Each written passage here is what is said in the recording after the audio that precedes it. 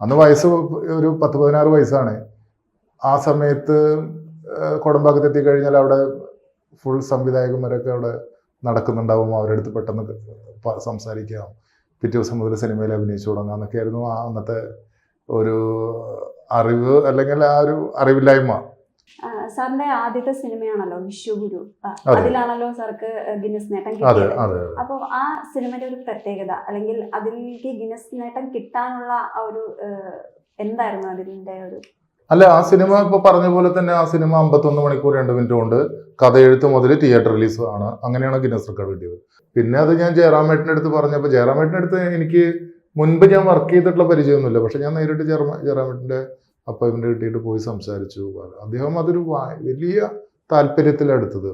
ഒരു സിനിമയ്ക്ക് വേണ്ടിയിട്ട് ശരീരഭാരം കുറയ്ക്കുന്നു, തലമുടി എടുക്കുന്നു, അതിനൊക്കെ തയ്യാറായി. പിന്നെ ഡയലോഗ്സ് ഒക്കെ പഠിക്കാനുള്ള ഒരിതും അതും ഒരു സാമ്പത്തിക ലാഭം പോലും ഇല്ലാതെ സിനിമയിലേക്ക് കടന്നു വരാൻ പുതിയ ആളുകൾക്ക് കുറച്ചും കൂടി നല്ലതാണെന്ന് തോന്നുന്നു. അല്ല, ഇത്രയും കൂടി കൂടുതലാണ്, എളുപ്പമായിട്ട് തോന്നിയിട്ടുണ്ട്. കാരണം ഇപ്പോഴത്തുള്ള നമ്മുടെ ഇൻസ്റ്റ ആണെങ്കിലും അല്ലെങ്കിൽ റീൽസ് ആണെങ്കിലും അതിലൂടെയൊക്കെ ട്രെൻഡിങ് ആയി കഴിഞ്ഞാൽ, അല്ലെങ്കിൽ നമ്മുടെ കഴിവുകൾ, പ്രത്യേക കഴിവുകൾ നമുക്ക് പ്രകടിപ്പിക്കാൻ പറ്റിക്കഴിഞ്ഞാൽ പെട്ടെന്ന് നോട്ട് ചെയ്യും.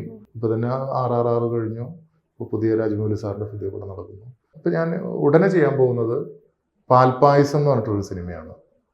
ഒരു ഗുരുവായൂർ അമ്പലവും ബന്ധപ്പെട്ട ഒരു ഡിവോഷണൽ, അങ്ങനെയാണ് അതിൻ്റെ ഒരു പ്രമേയം. ഇപ്പം നേരത്തെ പറഞ്ഞ പോലെ സോഷ്യൽ മീഡിയയിലൂടെ കഴിവ് തെളിയിച്ചിട്ടുള്ള ഒരു കൂട്ടം കലാകാരന്മാരെ ഉൾപ്പെടുത്തിക്കൊണ്ട് ചെയ്യുന്നൊരു സിനിമയാണ്. തിയേറ്റർ റിലീസായിട്ടുള്ള സിനിമയാണ്. നമസ്കാരം, നേഷൻ ന്യൂസ് ലൈവിന്റെ പുതിയൊരു വീഡിയോയിലേക്ക് എല്ലാ പ്രേക്ഷകർക്കും സ്വാഗതം. ഇന്ന് നമ്മോടൊപ്പം ഒരു അതിഥിയുണ്ട്. സിനിമാ സംവിധായകനായ വിജീഷ് മണിസാറാണ് ഇന്ന് നമ്മോടൊപ്പം അതിഥിയായിട്ടുള്ളത്. ആദ്യത്തെ സിനിമയ്ക്ക് തന്നെ ഗിന്നസ് നേട്ടം നേടിയ വിജീഷ് മണിസാറിനെ നമുക്ക് സ്വാഗതം ചെയ്യാം. സ്വാഗതം. സാറിന്റെ കുടുംബം അതിനെ കുറിച്ചൊന്ന് പങ്കുവയ്ക്കും. എൻ്റെ വീട് ഗുരുവായൂരാണ്. പിന്നെ കുടുംബം എന്ന് പറയുന്നത് അമ്മ, അമ്മൂമ്മ, പിന്നെ വൈഫ്, ഒരു മകൻ, അതാണ് കുടുംബം.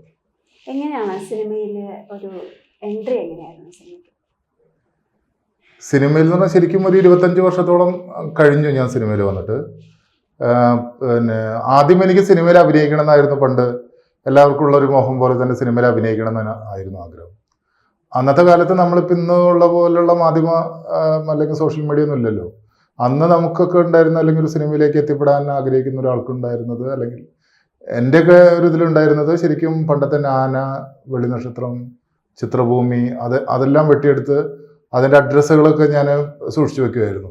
അല്ലെങ്കിൽ പല ആളുകളുടെയും ഇൻ്റർവ്യൂസൊക്കെ ഉണ്ടല്ലോ, ഒരു ലാലേട്ടനും അല്ലെങ്കിൽ സുരേഷ് ഏട്ടനൊക്കെ പറയുന്ന അവരുടെ അനുഭവങ്ങളൊക്കെ ശരിക്കും അതെല്ലാം വളരെ 2-3 പ്രാവശ്യമൊക്കെ ആവർത്തി വായിച്ചിട്ടൊക്കെ ആയിരുന്നു അതിൻ്റെ ഒരു ഇതുണ്ടായിരുന്നു. അങ്ങനെയായിരുന്നു എനിക്ക് സിനിമയിൽ അഭിനയിക്കാൻ വേണ്ടി ആദ്യം മദ്രാസിലേക്ക് എല്ലാവരും പോയ പോലെ നാട് വിട്ട് പോയി തന്നെ പറയാൻ പറ്റും. അങ്ങനെയാണ് സിനിമയിലേക്ക് പോകുന്നത്.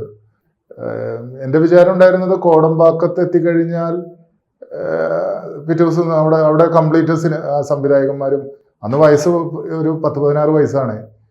ആ സമയത്ത് കോടമ്പാക്കത്ത് എത്തിക്കഴിഞ്ഞാൽ അവിടെ ഫുൾ സംവിധായകന്മാരൊക്കെ അവിടെ നടക്കുന്നുണ്ടാവും. അവരുടെ അടുത്ത് പെട്ടെന്ന് സംസാരിക്കാം, പിറ്റേ ദിവസം മുതൽ സിനിമയിൽ അഭിനയിച്ചു തുടങ്ങാം എന്നൊക്കെയായിരുന്നു അന്നത്തെ ഒരു അറിവ്, അല്ലെങ്കിൽ ആ ഒരു അറിവില്ലായ്മ.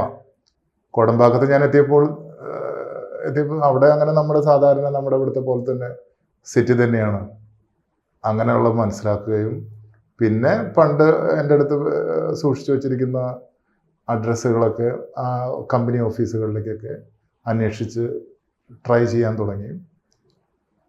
പക്ഷെ അപ്പോഴാണ് ഞാൻ അതിൽ നിന്ന് ശരിക്കും മനസ്സിലായൊരു പ്രധാനപ്പെട്ട ഒരു കാര്യം മനസ്സിലാക്കിയത്. എന്താ വെച്ചാൽ എത്രയോ പേര് അവിടെ കോടമ്പാക്കത്ത് സിനിമയിൽ അഭിനയിക്കാൻ വേണ്ടിയിട്ട് അന്വേഷിച്ച് വരുന്നു. പക്ഷെ എൻ്റെ വിചാരം ഉണ്ടായിരുന്ന സിനിമ എന്ന് പറയുമ്പോൾ അഭിനയം മാത്രമായിട്ടാണ് നമ്മൾ കണക്കൂട്ടിയിട്ടുണ്ടായിരുന്നു. ബാക്കിയുള്ള ഒരുപാട് മേഖലകളുണ്ടല്ലോ സിനിമയിൽ, ടെക്നിക്കൽ, അതൊക്കെ ഞാൻ അവിടെ നിന്നാണ് ഞാൻ തിരിച്ചറിയുന്നതും. പിന്നെ എനിക്ക് അവിടെ നിന്ന് സിദ്ദിഖ് ലാൽ സാറിൻ്റെയൊക്കെ പ്രൊഡക്ഷൻ കൺട്രോളറായിട്ടുണ്ടായിരുന്ന, പ്രോജക്റ്റ് ഡിസൈനറൊക്കെ ആയിട്ടുണ്ടായിരുന്ന ലത്തീഫ് സാറ്, അദ്ദേഹമായിട്ട് പരിചയപ്പെടുന്നു. അദ്ദേഹമാണ് എന്നെ അദ്ദേഹത്തിൻ്റെ സഹായിയായിട്ട് എന്നെ കൂടെ കൂട്ടുന്നു, അല്ലെങ്കിൽ ഞാൻ എൻ്റെ റിക്വസ്റ്റ് പ്രകാരം അദ്ദേഹം കൂടെ കൂട്ടുന്നു. അതിനുശേഷം സിനിമകൾ അവിടെ ഇലവൻകോട് ദേശം, ഹിറ്റ്ലർ, യാത്രാമൊഴി, അങ്ങനെയുള്ള, പിന്നെ അദ്ദേഹം തന്നെ പ്രൊഡ്യൂസ് ചെയ്ത അയാൾക്കഥ എഴുതുകയാണൊക്കെ ഇങ്ങനെ വർക്ക് ചെയ്ത് തമിഴിലും സിനിമകളൊക്കെ വർക്ക് ചെയ്തു. അങ്ങനെയാണ് എൻ്റെ തുടക്കത്തിലെ സിനിമാ അനുഭവങ്ങൾ. പണ്ട് മുതൽക്ക് തന്നെ സാറ് സിനിമയിൽ എൻട്രി ആയി കഴിഞ്ഞിരുന്നല്ലോ.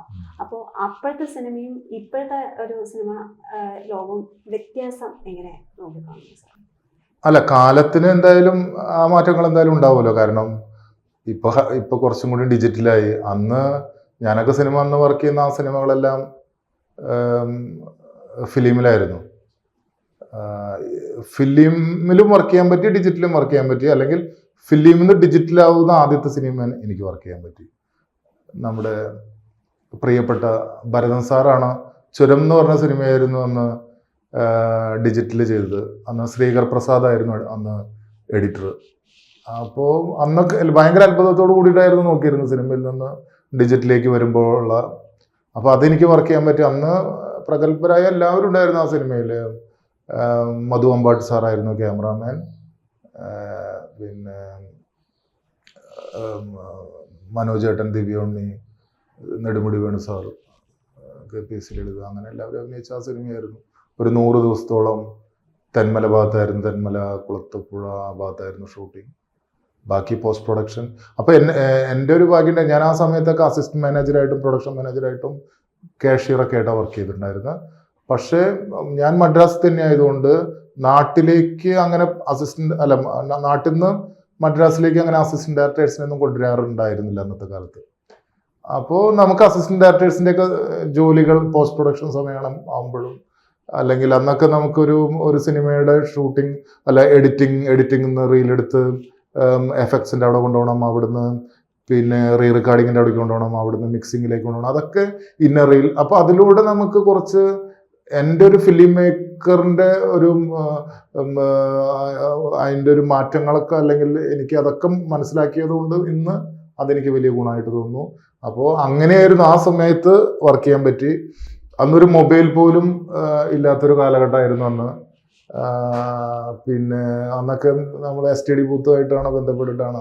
കാരണം ഇന്നത്തെ പോലെ പെട്ടെന്ന് ഒരാൾ പുറപ്പെട്ട് കഴിഞ്ഞാലും ഒരു PP നമ്പറിൽ, ലൊക്കേഷൻ്റെ അവിടെ ഒരു PP നമ്പറിലേക്ക് വിളിക്കുക, അല്ലെങ്കിൽ നമ്മൾ STD ബൂത്തുമായി ബന്ധപ്പെട്ടിട്ടാണ് പ്രൊഡക്ഷൻ മാനേജേഴ്സൊക്കെ കൂടുതലും ആളെ കോണ്ടാക്ട് ചെയ്യാൻ ഇതൊക്കെ ആയിട്ട്. പിന്നെ പേജർ വന്നു, മൊബൈൽ വന്നു, അങ്ങനെയായിട്ട് ആ ഇതിലൊക്കെ എനിക്ക് വർക്ക് ചെയ്യാൻ പറ്റി. അതൊരു വലിയൊരു അനുഭവമായിട്ട് തന്നെയാണ് ഉള്ളത്. സാറ് സംവിധാനം ചെയ്ത എല്ലാ സിനിമകളും ഏകദേശം ഒരു ഡിഫറെൻ്റ് ആയിട്ടുള്ള ഒരു സിനിമകളാണ്. അങ്ങനെ ഒരു ഡിഫറെൻറ്റ് സിനിമ സംവിധാനം ചെയ്യാൻ എന്തായിരുന്നു കാരണം? ഡിഫറെൻറ്റ് സിനിമകളിൽ നിന്ന് അങ്ങനെ അതൊക്കെ സംഭവിച്ചു പോയതായിട്ടാണ് എനിക്ക് പറയാൻ പറ്റുള്ളൂ. കാരണം ഞാൻ അങ്ങനെ ഒരു സിനിമ സംവിധായകനാവണമെന്ന് സ്വപ്നത്തിൽ പോലും അങ്ങനെ ആഗ്രഹിച്ചിട്ടില്ല. നടനാവണമെന്ന് ആഗ്രഹം ഉണ്ടായിരുന്നു. പിന്നെ ഞാൻ വലിയ നിർമ്മാതാവാണെന്ന് ആഗ്രഹം ഉണ്ടായിരുന്നു. പിന്നെ ഡിസ്ട്രിബ്യൂഷൻ ഞാൻ ചെയ്തു. അങ്ങനെയൊക്കെയായിരുന്നു. അപ്പോൾ അങ്ങനെ നിൽക്കുമ്പോൾ ലാസ്റ്റ് സിനിമ എനിക്ക് കുറച്ച് ചെറിയൊരു സാമ്പത്തികമായിട്ട് ഭയങ്കരമായിട്ട് ലോസ് ഒക്കെ ഉണ്ടായി. അപ്പോൾ ഞാൻ മനസ്സിലാക്കിയത് ഈ ലോസ് ഉണ്ടാകുന്നത് വേറെ ആർക്കും, അല്ലെങ്കിൽ ആരും കൊണ്ടുപോകുന്നല്ല, ഒരു അനാവശ്യ ചെലവിനാൽ ലോസ് ആവുന്നു. അങ്ങനെ അത് മനസ്സിലാക്കിയിട്ട് ഞാൻ വിചാരിച്ചു, കൃത്യമായിട്ടൊരു പ്ലാനിങ് ഉണ്ടെങ്കിൽ സിനിമ ചെയ്യാൻ പറ്റും എന്നുള്ളത് ലോകത്തിന് കാണിച്ചു കൊടുക്കണം. വളരെ പ്ലാൻഡ് ആയിട്ട് ഒരു സിനിമ ഏറ്റവും കുറഞ്ഞ സമയത്തിനുള്ളിൽ ചെയ്തുകൊണ്ട് കാണിച്ചു കൊടുക്കണം എന്നങ്ങനെ ഒരു ആഗ്രഹം വരികയും, അപ്പോൾ ഞാൻ വിചാരിച്ചു ഒരു ചരിത്ര കഥ തന്നെ എടുക്കാം. അങ്ങനെ ഒരു കഥ എടുക്കുമ്പോൾ തന്നെ നമുക്കൊരു ആധികാരികത വേണമെങ്കിൽ, ഷൂട്ടിംഗ് മാത്രമാണ് ഞാൻ ഉദ്ദേശിച്ചത്, ഒരു ഗിന്നസ് പോലെയുള്ള ഒരു സ്ഥലത്തേക്ക് പോകുമ്പോഴാണല്ലോ അതിനൊരു കൃത്യത ഉണ്ടാവുള്ളൂ. അങ്ങനെ ഞാൻ ഗിന്നസിലേക്ക് അപ്ലൈ ചെയ്തു. ഞാൻ ഷൂട്ടിംഗ് മാത്രമാണ് ഉദ്ദേശിച്ചത് ഒരു സിനിമ എന്ന് പറയും അല്ലെങ്കിൽ. പക്ഷേ ഗിന്നസിലേക്ക് അപ്ലൈ ചെയ്ത സമയത്ത് ഗിന്നസ് പറയുന്നത് ഒരു സിനിമ എന്ന് പറയുന്നത് കഥയെഴുത്ത് മുതൽ തിയേറ്റർ റിലീസ് വരെയാണ്, സ്ക്രിപ്റ്റ് ടു സ്ക്രീൻ. അപ്പോഴാണ് എനിക്ക് അതിൻ്റെ അതൊരു പ്രയാസം പോലെ തോന്നി. പക്ഷെ എങ്കിലും ഒന്ന് ട്രൈ ചെയ്യാൻ വിചാരിച്ചു. അപ്പോൾ അത് ട്രൈ ചെയ്യാനുള്ളൊരു ആഗ്രഹം, എന്ത് ചെയ്യുകയാണെങ്കിൽ അതിനൊരു പ്രൊഡ്യൂസർ വേണമല്ലോ. പ്രത്യേകിച്ച് ഇതൊക്കെ പറഞ്ഞാൽ അത് മനസ്സിലാവുമോ എന്നുള്ളത് അറിയില്ല. അങ്ങനെ ഞാൻ മെഡിമിക്സിൻ്റെ അല്ലെങ്കിൽ AVA പ്രൊഡക്ഷൻസിൻ്റെ അനൂപേട്ടനായിട്ട് സംസാരിച്ചു. അദ്ദേഹം അത് പൂർണ്ണമായിട്ട് ഒരു താല്പര്യപ്പെട്ടു. അതും ശ്രീനാരായണ ഗുരുദേവൻ്റെ കഥയാണ്.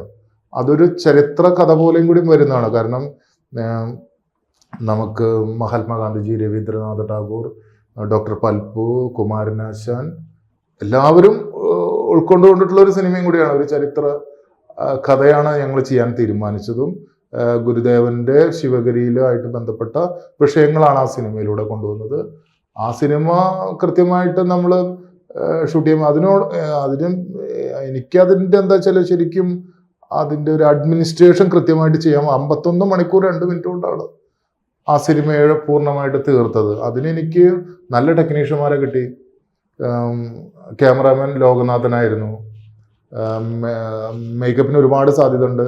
പട്ടൺ റഷീദൊക്കെയായിരുന്നു മേക്കപ്പ് മാൻ. ഇന്ദ്രൻസ് ജയേട്ടനായിരുന്നു അതിൻ്റെ കോസ്റ്റ്യൂമർ. അതുപോലെ നല്ല ടെക്നീഷ്യന്മാരെ എനിക്ക് കിട്ടി. പ്രമോദ് പയ്യന്നൂരായിരുന്നു അതിന് സ്ക്രിപ്റ്റ് എഴുതിയത്. അങ്ങനെ ഒത്തിരി നല്ല കലാകാരന്മാരെയും കിട്ടി. അത് അങ്ങനെ ഗിന്നസ് പറയുന്നത് എങ്ങനെയാണ്,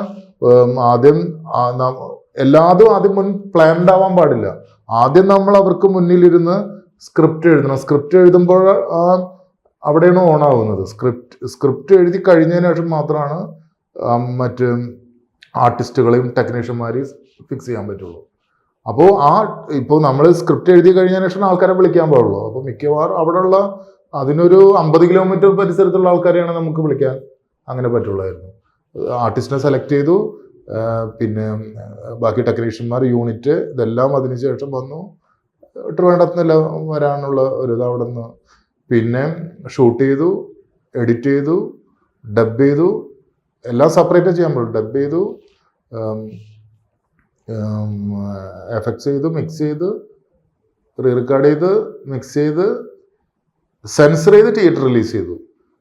അപ്പോൾ ഗിന്നസ് സെൻസർ ചെയ്യണമെന്ന് ഗിന്നസ് പറയുന്നില്ല. പക്ഷെ നമുക്ക് നമ്മുടെ ഇന്ത്യയിൽ ഒരു സിനിമ പബ്ലിക്കിനെ കാണിക്കണമെങ്കിൽ സെൻസർ ചെയ്യണമല്ലോ.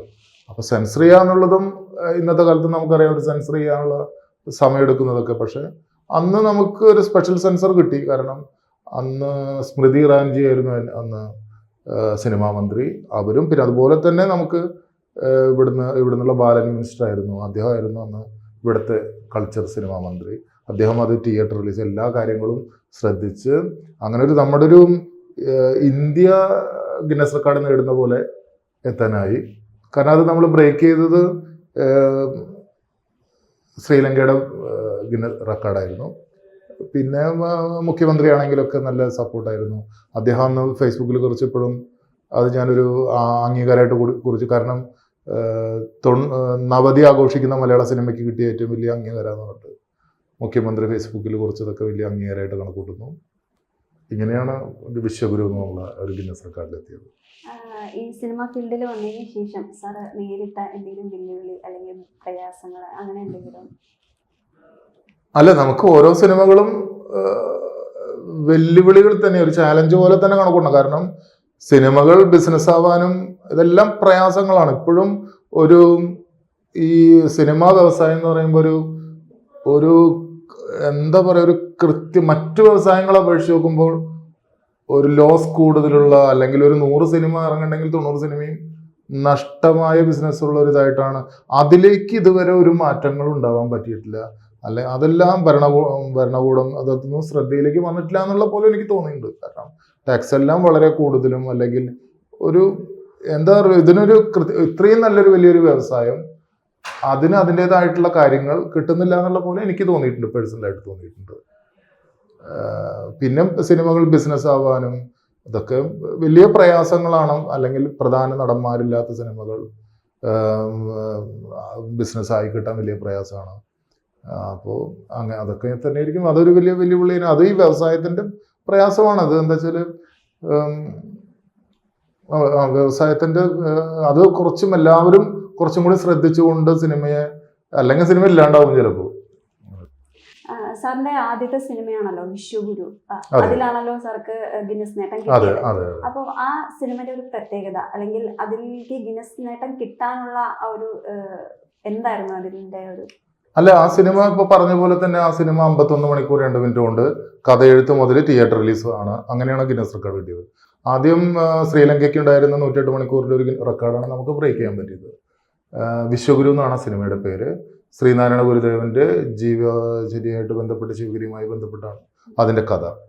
ബാക്കി അതില് മഹാത്മാഗാന്ധിജി, രവീന്ദ്രനാഥ് ടാഗോർ, ഡോക്ടർ പൽപു, കുമാരനാശാൻ, അങ്ങനെ എല്ലാവരും അഭിനയിപ്പിച്ചിട്ടുണ്ട്. അതാണ് അതിന്റെ ഒരു പശ്ചാത്തലം. അതിന് 2017 അതിന് റെക്കോർഡ് കിട്ടിയത്. ഇന്ന് വരെ അതിന് ബ്രേക്ക് ചെയ്യാൻ ആർക്കും പറ്റിയിട്ടില്ല. 10ഓളം പേര് ട്രൈ ചെയ്തിട്ട് അവർക്ക് ബ്രേക്ക് ചെയ്യാൻ പറ്റിയിട്ടില്ല എന്നുള്ളത് വിവരം ഗിന്നസിന് എനിക്ക് അറിയിക്കേണ്ടായി അടുത്ത്. സാറ് സംവിധാനം ചെയ്ത നമോ എന്ന സിനിമന്റെ ആ ഒരു എക്സ്പീരിയൻസ് ഒന്ന് പറയാം. നമോ എന്ന സിനിമ സംസ്കൃത ഭാഷയിലെടുത്ത സിനിമയായിരുന്നു. സംസ്കൃത ഭാഷയിൽ സിനിമ ചെയ്യണമെന്ന് ഒരു ആഗ്രഹം ഉണ്ടായിരുന്നു. കാരണം ആഗ്രഹം വരാനുള്ള ഒരു കാരണം, ഞാൻ ഡൽഹിയിൽ കുറച്ച് ഉണ്ടായിരുന്നു. അപ്പോൾ ആ സമയത്ത് ഞാൻ പരിസ്ഥിതി മേഖലയിൽ പരിസ്ഥിതി സിനിമകളാണ് അതിൽ മുൻപ് ചെയ്തത്. എനിക്ക് പരിസ്ഥിതിയാണ് എൻ്റെ ഒരു രാഷ്ട്രീയം തന്നെ പറയാൻ പറ്റും. അപ്പോൾ അങ്ങനെ ആ സിനിമ എടുത്തുകൊണ്ടിരിക്കുമ്പോൾ പരിസ്ഥിതി സംബന്ധിച്ചൊരു ഒരു ഒരു പ്രോഗ്രാം ഞാൻ ഡൽഹിയിൽ വിജ്ഞാന ഭവനിൽ പങ്കെടുത്തായിരുന്നു. അപ്പോൾ അവിടെ വെച്ചിട്ടൊരു സയൻറ്റിസ്റ്റാണ്, പിന്നെ ജർമ്മൻ ഒരു സയൻറ്റിസ്റ്റാണ്. അദ്ദേഹമായിട്ട് ഭയങ്കര കൂട്ടായി ഒരു 2 ദിവസത്തെ പ്രോഗ്രാമായിരുന്നു. അപ്പോൾ അദ്ദേഹം ഫുഡിനെ പറ്റിയിട്ടുള്ള കാര്യങ്ങളായിരുന്നു. അപ്പോഴാണ് അദ്ദേഹം എൻ്റെ അടുത്ത് ഇങ്ങനെ സംസാരിക്കുമ്പോൾ പറയുന്നത്, ഇങ്ങനെ കുറേ കാര്യങ്ങൾ സംസാരിച്ചു. ഞാൻ ഫിലിം മേക്കറാണ്, അല്ലെങ്കിൽ പരിസ്ഥിതിയായിട്ട് ബന്ധപ്പെട്ട കാര്യങ്ങളൊക്കെ സംസാരിക്കും. പുള്ളി പറഞ്ഞു, സംസ്കൃത ഭാഷ പഠിച്ചു കഴിഞ്ഞാൽ സംസ്കൃതത്തിൽ നിങ്ങൾ സംസാരിക്കുകയാണെങ്കിൽ അസുഖങ്ങൾ വരില്ല എന്ന് പറഞ്ഞു എൻ്റെ അടുത്ത്. അപ്പോൾ എനിക്കത് ഭയങ്കര കൗതുകമായി. കാരണം പറയുന്നത് ഒരു ചെറിയൊരാളൊന്നല്ലോ. അപ്പോൾ ഞാൻ ചോദിച്ചു, എങ്ങനെയാണ് സാർ എന്ന് പറഞ്ഞപ്പോൾ അദ്ദേഹം പറയുന്നത്, സംസ്കൃത ഭാഷ എന്ന് പറയുന്നത് നമ്മൾ സംസാരിക്കുമ്പോൾ എല്ലാം ഒരു യോഗ അല്ലെങ്കിൽ പ്രാണായാമൊക്കെ ആയിട്ട് കണക്റ്റഡ് ആണ്. ഹം എന്നൊക്കെ ആ ഒരു ബ്രീത്തിങ് ഇതിലൂടെ പ്രതിരോധ ശേഷി കൂടും. അങ്ങനെയാണ് നമുക്ക് അസുഖങ്ങൾ വരാതിരിക്കുന്നതാണ് പുള്ളി പറഞ്ഞത്. എന്നിട്ട് എൻ്റെ അടുത്ത് അദ്ദേഹം പറഞ്ഞു, അദ്ദേഹം സംസ്കൃതം നന്നായി സംസാരിക്കും, ജർമ്മനിലുള്ള ഒരാളാണെന്ന് ആലോചിക്കണം. അദ്ദേഹം എൻ്റെ അടുത്ത് പറഞ്ഞു, സംസ്കൃതത്തിൽ നിങ്ങൾ എന്തുകൊണ്ടൊരു സിനിമ ചെയ്യുന്നില്ല, നിങ്ങൾ ആദ്യം ചെയ്യേണ്ട സംസ്കൃതത്തിലല്ലേ എന്ന് വെച്ചിട്ട് അദ്ദേഹം എന്നോട് ഇങ്ങനെ പറഞ്ഞു. അങ്ങനെ അപ്പോൾ എനിക്കതൊരു ഭയങ്കര ഒരു പറ്റാത്തതിൻ്റെ ഒരു വിഷമമുണ്ടായി. പിന്നെയാണ് ഞാൻ സംസ്കൃത ഭാഷയിലേക്കൊരു ഫിലിം ചെയ്യണം. ഞാൻ സംസ്കൃത ഭാഷ പഠിച്ചു. സംസ്കൃത ഭാരതി എന്ന് പറഞ്ഞിട്ട് ഡൽഹിയിൽ അവിടെ പോയിട്ട് ഞാൻ സംസ്കൃത ഭാഷ ഒരു ചെറിയ ഒരു ആദ്യത്തെ ഒരു അടിത്തറ പോലുള്ള ഒരു ഇതിന് വേണ്ടിയിട്ട് ഞാൻ സംസ്കൃത ഭാഷ പഠിച്ചു. എന്നിട്ടാണ് ഞാൻ സംസ്കൃതത്തിൽ ഒരു ഫിലിം ചെയ്യാൻ ഒരാഗ്രഹം ഉണ്ടായത്. അപ്പോഴും ആ സിനിമ ചെയ്യുമ്പോഴും എൻ്റെ ഒരു ആഗ്രഹം ഉണ്ടായിരുന്നു, നമ്മുടെ ഭാരതത്തിലെ എല്ലാ സ്റ്റേറ്റിൽ നിന്നുള്ള ആൾക്കാരെ പങ്കെടുപ്പിച്ചുകൊണ്ട് സിനിമയാണെന്നാണ് ആഗ്രഹം.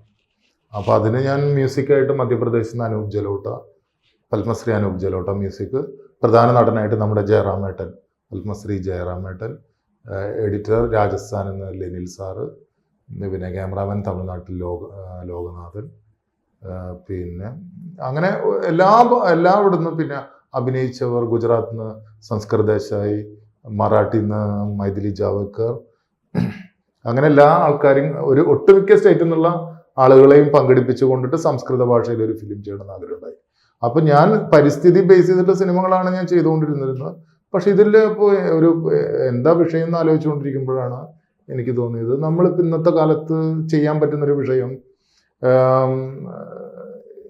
ഇപ്പോൾ ഭരണത്തിലിരിക്കുന്നവരൊക്കെ സ്വയം താല്പര്യത്തിന് വേണ്ടിയിട്ട് ബന്ധുജനങ്ങളെ അല്ലെങ്കിൽ പല ആളുകളെ അടുപ്പുള്ളവരെയൊക്കെ ഒപ്പം നിർത്താറുണ്ടല്ലോ പല പോസ്റ്റുകളിലൊക്കെ. അപ്പം എനിക്ക് തോന്നി, ഞാൻ ആലോചിച്ചപ്പോൾ പണ്ട് കൃഷ്ണ കുചേല റിലേഷനിൽ ഈ കുചേലിനെ അറിയാലോ, കൃഷ്ണൻ അവിടുത്തെ രാജാവാണ്.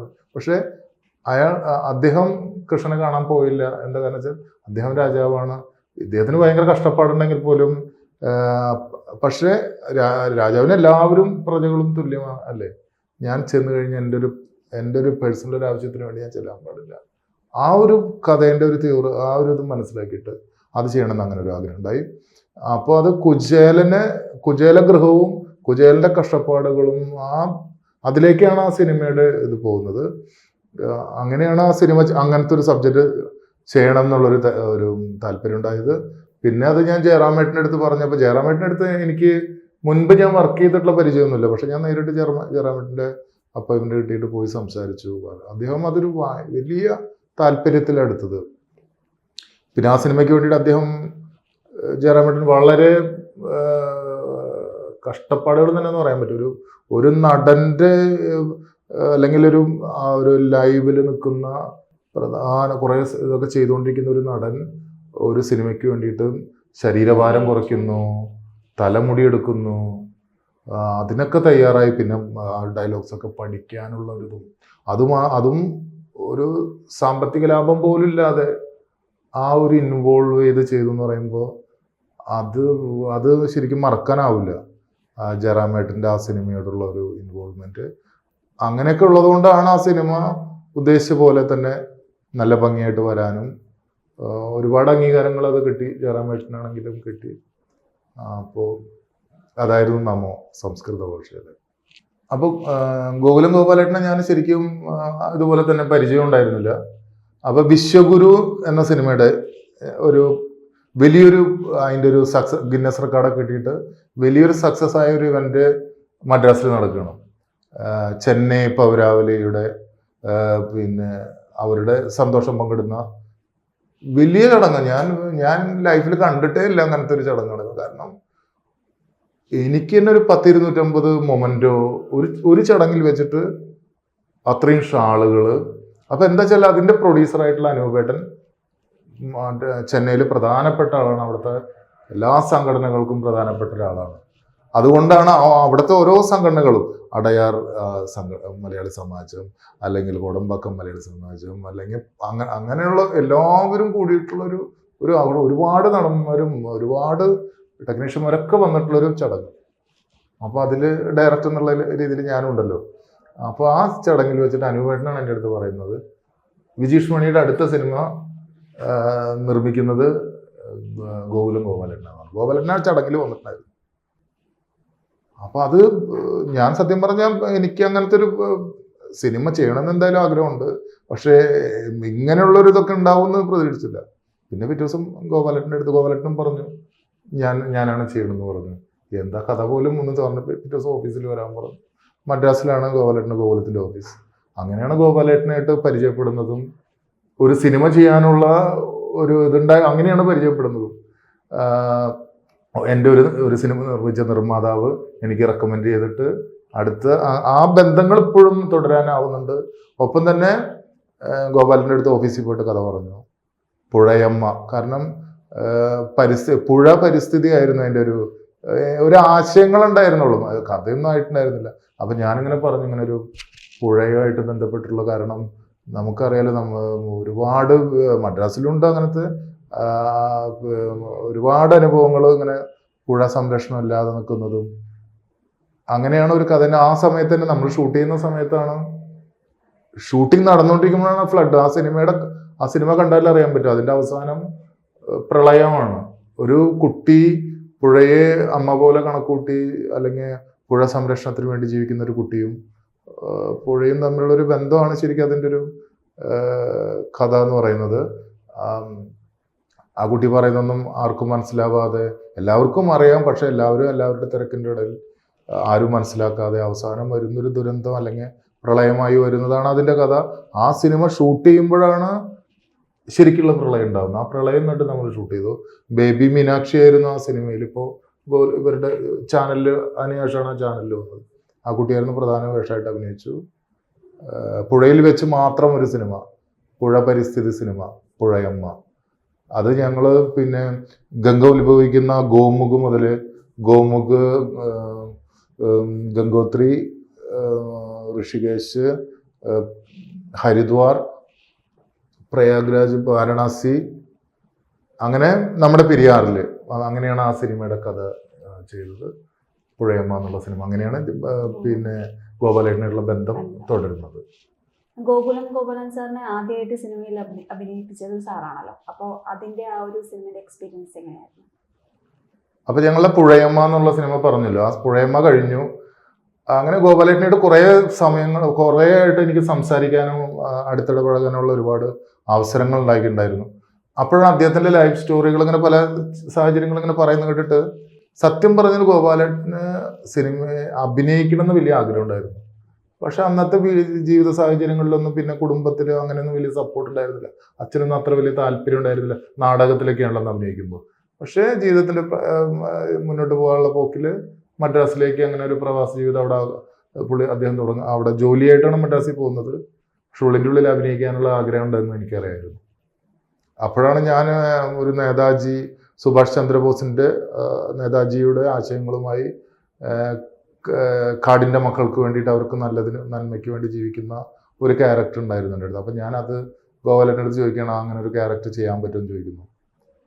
അദ്ദേഹം വളരെ താല്പര്യത്തിൽ അത് ചെയ്യാമെന്ന് പറയുന്നത്, അതൊരു ആ സിനിമയ്ക്കുള്ളൊരു പ്രത്യേകത എന്ന് പറയുന്നത് ഒരു ഗോത്രഭാഷയിലാണ്. ആദ്യമായിട്ട് ഗോത്രഭാഷയിൽ ചെയ്യുന്നൊരു സിനിമ. അത് നമ്മൾ അട്ടപ്പാടിയിലെ ഇരുള എന്ന് പറഞ്ഞ ഗോത്ര സമൂഹം സംസാരിക്കുന്ന ഭാഷയിൽ ഒരു ഫിലിം ചെയ്യുന്നു. അപ്പോൾ ഒരുപാട് ഇതും ശരിക്കും ഭയങ്കര സ്ട്രെയിൻ ഉണ്ട്. ആ ഭാഷ പഠിക്കണം. അപ്പോൾ അതിനൊക്കെ അദ്ദേഹം അത് തയ്യാറായി. ഇത്രയും തിരക്കുള്ള ഒരാൾ അതിനൊക്കെ തയ്യാറായി അവിടെ വന്നു. അവിടുന്ന് ഒരു ടീച്ചറെ പോലെ ഡയലോഗ് പഠിപ്പിക്കുന്നു, രാവിലെ നേരത്തെ എഴുന്നേറ്റ് പഠിപ്പിക്കുന്നതൊക്കെ ഭയങ്കര കൗതുകമായിരുന്നു. അതൊരു ആ ഒരു നടനുള്ളിലുള്ള അല്ലെങ്കിൽ അതിനുള്ളൊരു ഇഴകി ചേർന്നുകൊണ്ട് വരുമ്പോൾ ഉണ്ടാവുന്നതാണ് അതൊക്കെ പഠിച്ച് ഒരു മൊബൈൽ നെറ്റ്വർക്കോ ഒന്നുമില്ലാത്ത സ്ഥലത്തായിരുന്നു ഷൂട്ടിങ്. ഇത്രയും തിരക്കുള്ള ഒരാൾ 10-15 ദിവസം അവിടെ വന്ന് ആ സിനിമയിൽ അഭിനയിക്കുക വലിയൊരു എക്സ്പീരിയൻസ് ആണ്. അദ്ദേഹവും പറഞ്ഞു, കാരണം ഷൂട്ടിംഗ് ഒക്കെ കഴിഞ്ഞ് വരുമ്പോൾ ഭയങ്കര സത്യം പറഞ്ഞ വിഷമമായിരുന്നു. പുള്ളി പറഞ്ഞു വേറെ എവിടെയൊക്കെ പോയിട്ട് ഇങ്ങനെ ഉണ്ടാവില്ല, കാരണം ഒരു കുറച്ച് ആളുകളല്ലേ ഉള്ളൂ, ഒരു 10-25 പേര്. അങ്ങനെ ഈ ആഹാരം ഉണ്ടാക്കാൻ പോലും ഗോപാലൻ പലപ്പോഴും സഹായിക്കാറൊക്കെ ഉണ്ട്. ഞങ്ങൾ അങ്ങനെ വെച്ച് അങ്ങനെ ഒരു സിനിമ ഷൂട്ടിംഗ് പോലെ കാരവാനും മറ്റും അങ്ങനത്തെ ഒന്നല്ല. ഒരു നോർമൽ ഒരു സ്ഥലം, അവിടെ എല്ലാവരും കൂടി ഭക്ഷണങ്ങൾ ഉണ്ടാക്കി കഴിച്ച് അവിടെ ഷൂട്ട് ചെയ്ത് പിന്നെ റെസ്റ്റ് എടുത്ത് ഇങ്ങനെയൊക്കെ ചെയ്യുന്ന അത്. ആ സിനിമയ്ക്ക് ക്യാമറാമാൻ ആണെങ്കിലും എം ജെ രാധാകൃഷ്ണേട്ടനായിരുന്നു. ഇപ്പൊ നമ്മളോടൊപ്പം ഇല്ല എം ജെ രാധാകൃഷ്ണേട്ടനല്ല. ലാസ്റ്റ് ഒരു സിനിമയാണ്, അതൊരു വിഷമാണ് ആലോചിക്കുമ്പോൾ. പക്ഷെ അദ്ദേഹം അങ്ങനെയാണ് നേതാജി എന്നുള്ള സിനിമയിൽ ഒത്തിരി അംഗീകാരങ്ങളും ആ സമയത്ത് ഇന്ത്യൻ മനോരമയും ഒരുപാട് അംഗീകാരങ്ങൾ കിട്ടിയ ഒരു സിനിമയായിരുന്നു. അപ്പോൾ ഗോപാലേട്ടൻ അഭിനയിച്ചിട്ട് പിന്നെ അതിനുശേഷം ആളുകളൊക്കെ കുറച്ച് ഇങ്ങനെ അഭിനയിച്ചെന്ന് പറഞ്ഞപ്പോൾ പുള്ളിക്ക് കുറച്ച് ആൾക്കാരൊക്കെ ഇങ്ങനെ പറയും. പക്ഷെ അതിന് അംഗീകാരങ്ങൾ കിട്ടിയപ്പോൾ ഭയങ്കര സന്തോഷമായി. പിന്നെ ഗോവയിലൊക്കെ വന്ന് അതിൻ്റെ അവാർഡൊക്കെ വാങ്ങിയിട്ടുണ്ടായിരുന്നു. ഭയങ്കര സന്തോഷത്തോട് കൂടിയിട്ട് അതായിരുന്നു ഗോപാലേട്ടൻ്റെ അഭിനയം. ഈ ഓസ്കാറിലേക്ക് വന്ന സിനിമ ഉണ്ടല്ലോ സാറിൻ്റെ, അതിനെ കുറിച്ച് അപ്പൊ ഞാനൊരു അട്ടപ്പാടിയിലെ തന്നെ കുറുമ്പ വിഭാഗം സംസാരിക്കുന്ന ഭാഷയാണ് കുറുമ്പ ഭാഷ. ആ ഭാഷയിൽ ഒരു സിനിമ ചെയ്യണം. ആദ്യം എനിക്ക് അതിൻ്റെ ഒരു കഥയാണ് അങ്ങനെ വന്നത്. കാരണം ഞാനങ്ങനെ എവിടെയോ വായിച്ചിട്ടുണ്ടായിരുന്നതാണ്. എന്താ വെച്ചാൽ തേനീച്ചകളില്ലാണ്ടായി കഴിഞ്ഞാൽ 4 വർഷത്തോളാണ് മനുഷ്യകുലം ഉണ്ടാവുള്ളൂ എന്നുള്ള ഡോക്ടർ ഐൻസ്റ്റീൻ പറഞ്ഞിട്ടുണ്ട് മുൻപ്. അതിലേക്കുള്ള ഒരു അന്വേഷണമാണ് ഈ സിനിമ ചെയ്യാനുള്ള ഒരു കാരണം ഉണ്ടായത്. അപ്പോഴാണ് ഒരു കാട്ടിലൊക്കെ എനിക്ക് നേരിട്ട് അറിയുന്നതാണ്, കാട്ടിലൊന്നും തേനില്ല, പക്ഷെ നാട്ടിലൊക്കെ ഒരുപാട് തേനുണ്ട്. അപ്പോൾ അതിലേക്കുള്ള ഒരു അന്വേഷണങ്ങൾ തുടങ്ങിയപ്പോഴാണ് കാട്ടിൽ തേനെടുക്കുന്ന തേൻ കുറുമ്പ വിഭാഗവും അട്ടപ്പാടിയിലൊക്കെ ഉൾക്കാട്ടിലുള്ള ആ വിഭാഗവും അതിൽ തേനെടുക്കുന്ന ഒരാളും തേനീച്ചയും തമ്മിലുള്ള റിലേഷൻ്റെ ഒരു കഥയായിരുന്നു. അപ്പോൾ അതുകൊണ്ട് അവരുടെ ഭാഷയിൽ ചെയ്യാൻ തീരുമാനിച്ചു. ഒരു 2500-2500ഓളം പേരുള്ള കുറുമ്പരുടെ ഭാഷയിൽ ഒരു ഫിലിം ചെയ്തിട്ട് അതിന് ഏറ്റവും വലിയ അതിനെ കിട്ടിയത് ഞങ്ങൾക്കൊക്കെ ഭയങ്കരമായിട്ട് സന്തോഷം എന്ന് പറയുമ്പോൾ ഒരു സിനിമയുടെ ഏറ്റവും നെറുകയിൽ എന്ന് പറയാൻ പറ്റുന്നതാണല്ലോ ഓസ്കാർ. അപ്പോൾ ഒരു കൊച്ചു സിനിമ ട്രൈബൽ ഭാഷയിൽ ചെയ്തിട്ട് ആ സിനിമ ഓസ്കാറിലേക്ക് എത്തി എന്ന് പറയുമ്പോൾ അതും മെയിൻ സ്ട്രീം കാറ്റഗറിയിലേക്ക് മത്സര വിഭാഗത്തിലേക്ക് വന്നു. അപ്പം അത് നമ്മളെ സംബന്ധിച്ചിടത്തോളം വലിയൊരു അച്ചീവ്മെൻ്റ് ആയിട്ട് തന്നെ തോന്നുന്നു. അത് IM വിജയേട്ടനായിരുന്നു അതിൽ പ്രധാന കഥാപാത്രം ചെയ്തത്. ബാക്കി ഒരുപാട് അതിൻ്റെ ഏറ്റവും എടുത്ത് പറയേണ്ടത് അത് ഏരിയസ് ഗ്രൂപ്പിൻ്റെ സോഹൻ റോയ് സാറാണ് അത് നിർമ്മിച്ചത്. സാറിൻ്റെ ഭയങ്കരമായിട്ടുള്ള പരിശ്രമം അല്ലെങ്കിൽ സപ്പോർട്ടുള്ളതുകൊണ്ടാണ് ഇത്രയും ഓസ്കാർ ആണെങ്കിലും പാരീസ് ഫിലിം ഫെസ്റ്റിവൽ ആണെങ്കിലും ഒരുപാട് എനിക്ക് ഏറ്റവും കൂടുതൽ അംഗീകാരങ്ങൾ കിട്ടിയിട്ടുള്ള സിനിമ പിന്നെ സൗണ്ട് ഓഫ് പെയിൻ, ഒരു തേനീച്ചയുടെ വിഷമത്തിൻ്റെയാണ്, വേദനയുടെ കഥയാണ് ശരിക്കും. കാരണം നമ്മൾ ഇനിയും അത് ഓർക്കാണ്ടായി പോരുതെന്ന് ഒരു ഓർമ്മപ്പെടുത്തലാണ് ആ സിനിമ. ഇപ്പോഴത്തെയും റേഡിയേഷൻ ഒക്കെ ഉള്ളതുകൊണ്ട് ഇതൊന്നും ഇല്ലാണ്ടായിക്കൊണ്ടിരിക്കുകയാണ്, അല്ലെങ്കിൽ പ്രകൃതിയുടെ തന്നെ നഷ്ടമായിരിക്കും അത് പറയുന്ന ഒരു കഥയായിരുന്നു. അതായിരുന്നു എന്നെ സംബന്ധിച്ചിടത്തോളം, അല്ലെങ്കിൽ ഒരു ഫിലിം മേക്കറെ സംബന്ധിച്ചിടത്തോളം ഏറ്റവും വലിയ കിട്ടുന്നത് അംഗീകാരങ്ങൾ തന്നെയാണ്. അത് എനിക്കൊരു 200-ന് മേലെ ഇന്റർനാഷണൽ അവാർഡുകൾ കിട്ടിയിട്ടുണ്ട്. ഓസ്കാറിൽ വരെ വന്നു, അല്ലെങ്കിൽ അതുപോലെ പാരീസ് ഫിലിം ഫെസ്റ്റിവലിൽ, എവിടെ ഇന്ത്യൻ പനോരമ 3 പ്രാവശ്യം, ബാംഗ്ലൂർ 4 പ്രാവശ്യം, അങ്ങനെ രാജസ്ഥാൻ, കൊൽക്കട്ട, അങ്ങനെയുള്ള അംഗീകാരങ്ങളൊക്കെ കിട്ടി. അതൊക്കെ സിനിമയ്ക്ക് കിട്ടുന്ന, അല്ലെങ്കിൽ സിനിമ ഫെസ്റ്റിവലിൽ കിട്ടുന്ന അംഗീകാരം.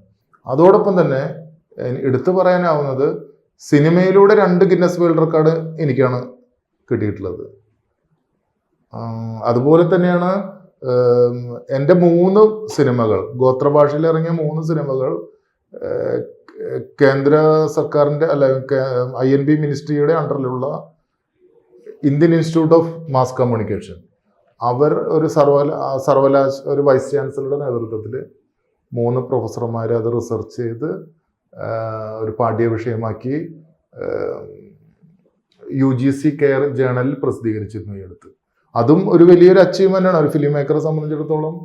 ഈ ഒരു അക്കാഡമിക്കൽ ലെവലിലേക്ക് വരിക എന്ന് പറയുമ്പോൾ എനിക്ക് അങ്ങനത്തെ ഒരു അംഗീകാരം കൂടി, ആ സന്തോഷത്തിലും കൂടിയാണ് ഞാനിപ്പോൾ ഉള്ളത്. ഈ ന്യൂ ജനറേഷൻ സിനിമകളിലേക്ക് വരുമ്പോൾ ഇപ്പോൾ ഒരുപാട് പ്രശ്നങ്ങൾ നേരിടുന്നുണ്ടല്ലോ സിനിമയിൽ. അപ്പോൾ അതിനെങ്ങനെയാണ് സാറ് നോക്കിക്കാണുന്നത്? പുതിയ മുഖങ്ങൾ സിനിമയിലോട്ട് വരുമ്പോൾ ഇപ്പോൾ ഫേസ് ചെയ്യുന്ന പ്രശ്നങ്ങൾ, അതിലുള്ള ഒരു അല്ല, പുതിയ ആളുകൾ സിനിമയിലേക്ക് വരുമ്പോൾ പ്രത്യേകിച്ച് പ്രയാസങ്ങൾ എല്ലാ മേഖലകളിലും ഉണ്ടാവും, സിനിമയിൽ മാത്രമായിരിക്കില്ല. പക്ഷെ എനിക്ക് തോന്നുന്നു ഇപ്പൊ ഇത്രയും കൂടിയും സിനിമയിലേക്ക് കടന്നു വരാൻ പുതിയ ആളുകൾക്ക് കുറച്ചും കൂടി നല്ലതാണെന്ന് തോന്നുന്നു. അല്ല, ഇത്രയും കൂടി കൂടുതലാണ്, എളുപ്പമായിട്ട് തോന്നിയിട്ടുണ്ട്. കാരണം ഇപ്പോഴത്തുള്ള നമ്മുടെ ഇൻസ്റ്റ ആണെങ്കിലും അല്ലെങ്കിൽ റീൽസ് ആണെങ്കിലും അതിലൂടെയൊക്കെ ട്രെൻഡിങ് ആയി കഴിഞ്ഞാൽ, അല്ലെങ്കിൽ നമ്മുടെ കഴിവുകൾ, പ്രത്യേക കഴിവുകൾ നമുക്ക് പ്രകടിപ്പിക്കാൻ പറ്റിക്കഴിഞ്ഞാൽ പെട്ടെന്ന് നോട്ടീസ് അല്ലെങ്കിൽ നോട്ട് ചെയ്യും. അങ്ങനെയാണല്ലോ ഇപ്പോൾ ഒത്തിരി സിനിമകളിൽ ഇപ്പോൾ അത്തരം ആളുകളൊക്കെ വരുന്നതായിട്ടുണ്ട്. അപ്പോൾ കഴിവുള്ളവർക്ക് പ്രകടിപ്പിക്കാൻ പറ്റുന്ന, അല്ലെങ്കിൽ പെട്ടെന്ന് വരാൻ പറ്റുന്ന എളുപ്പ വഴികളുണ്ട് ഇപ്പോൾ ശരിക്കും, അല്ലെങ്കിൽ പെട്ടെന്ന് ശ്രദ്ധിക്കാൻ പറ്റുന്ന മേഖലകളായിട്ടാണ് എനിക്ക് തോന്നിയിട്ടുള്ളത്. അടുത്ത പ്രോജക്റ്റുകൾ ഒരു 3 പ്രോജക്റ്റുകൾ ഏകദേശം ആയിട്ടുള്ള പ്രോജക്റ്റ് ഉണ്ട്. അതിൽ ഡ്രീം പ്രോജക്റ്റ് എന്ന് തന്നെ പറയാൻ പറ്റില്ല, നമുക്ക് സ്വപ്ന സിനിമകൾ ആണെങ്കിൽ പോലും. എൻ്റെ ഒരു സിനിമയ്ക്ക് സ്ക്രിപ്റ്റ് എഴുതുന്നത് ഏകദേശം ഒരു ഫസ്റ്റ് ഡ്രാഫ്റ്റ് കഴിഞ്ഞു. വിജേന്ദ്ര പ്രസാദ് സാറാണ്. വിജേന്ദ്ര പ്രസാദ് സാർ എന്ന് പറയുമ്പോൾ രാജമൗലി സാറിൻ്റെ ഫാദർ. ഓൾറെഡി അനൗൺസ് ചെയ്തു, അദ്ദേഹം എഴുതാൻ ഫസ്റ്റ് ഡ്രാഫ്റ്റ് കഴിഞ്ഞു. അപ്പോൾ ആ സിനിമ എന്നാന്നുള്ള ഒരു കാത്തിരിപ്പാണ് ഞാനിപ്പോൾ ഉള്ളത്. ഏകദേശം ഒരു 4 വർഷത്തോളമായി അതിൻ്റെ കാര്യപ്പോൾ. അദ്ദേഹം പിന്നെ എൻ്റെ അടുത്ത് ആദ്യമേ പറഞ്ഞിട്ടുണ്ട്, വളരെ തിരക്ക് പിടിച്ചൊന്നും എനിക്ക് അങ്ങനെ തീർക്കാനാവില്ല, കാരണം അത്ര ഫാസ്റ്റായിട്ട് ചെയ്യുന്ന ആളുകളല്ല അവർ. ഇപ്പോൾ തന്നെ RRR കഴിഞ്ഞു, ഇപ്പോൾ പുതിയ രാജമൗലി സാറിൻ്റെ പുതിയ പടം നടക്കുന്നു. അപ്പോൾ അതാണ് അങ്ങനെ ആ ഒരു പ്രോജക്റ്റ് ഉണ്ട്. അത് കൂടാണ്ട് ഇപ്പം ഞാൻ ഉടനെ ചെയ്യാൻ പോകുന്നത് പാൽപ്പായസം എന്ന് പറഞ്ഞിട്ടൊരു സിനിമയാണ്. ഒരു ഗുരുവായൂർ അമ്പലവും ബന്ധപ്പെട്ടൊരു ഡിവോഷണൽ, അങ്ങനെയാണ് അതിൻ്റെ ഒരു പ്രമേയം. പാൽപ്പായസം എന്നാണ് അതിൻ്റെ പേര്. അതിൽ സോഷ്യൽ മീഡിയയിലൂടെ, ഇപ്പം നേരത്തെ പറഞ്ഞ പോലെ സോഷ്യൽ മീഡിയയിലൂടെ കഴിവ് തെളിയിച്ചിട്ടുള്ള ഒരു കൂട്ടം കലാകാരന്മാരെ ഉൾപ്പെടുത്തിക്കൊണ്ട് ചെയ്യുന്നൊരു സിനിമയാണ്. തിയേറ്റർ റിലീസായിട്ടുള്ള സിനിമയാണ്. അപ്പോൾ ഇന്ന് നമ്മോടൊപ്പം വിജീഷ് മണി സാറിൻ്റെ എക്സ്പീരിയൻസും സിനിമയെ കുറിച്ചും എല്ലാം നമ്മോടൊപ്പം പങ്കുവച്ചു. അപ്പോൾ സാർക്ക് നമുക്ക് നന്ദി പറയാം. നന്ദി സാർ. അടുത്തൊരു പുതിയൊരു ഗസ്റ്റുമായി നമുക്ക് വീണ്ടും കാണാം. നന്ദി, നമസ്കാരം. നാഷൻ ന്യൂസ് ലൈവ്, സത്യം, ചരിത്രം, വർത്തമാനം.